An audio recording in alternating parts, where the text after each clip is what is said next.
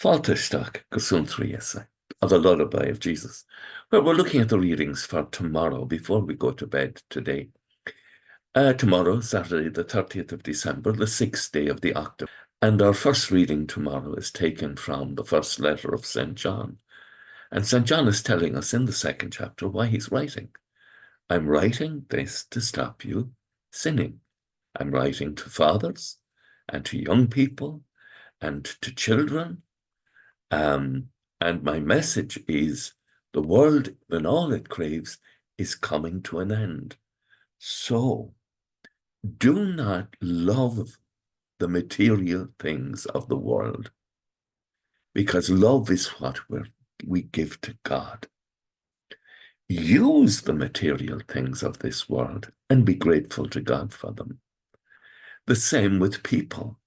Not to get that we begin to love in the sense of being taken over by the sensual body, the lustful eye, pride and possessions. No. Let us love people as we love God. And in that sense, respect them and not use them as if they were property, but live with them, love them, and be grateful to God for the gift of this world. So often I say to you, we're called to live in this world with the values of heaven. And John emphasizes it this morning by saying the world with all its cravings is coming to an end. But anyone who does the will of God, that is, who loves and who rejoices in the way we use things, property we have in the world, that person remains forever.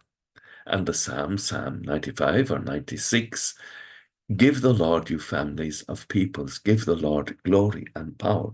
Glorify the Lord and thank him for what he has given to us. Be grateful for family and community. Be grateful for companionship, people who fill our lives with joy. Be grateful for musicians and music and poets and artists. Be grateful for fun and laughter and all of these things. Be grateful for love and joy. Be grateful for children and grandchildren. Be grateful. Rejoice. And then in the gospel, we see a woman, an old woman, Anna, the daughter of Phanuel, but moved by the Holy Spirit. She is 84 years old, and she is moved by the Holy Spirit to come to the temple when Jesus and Mary and Joseph are there. And she comes by at that moment and begins to praise God.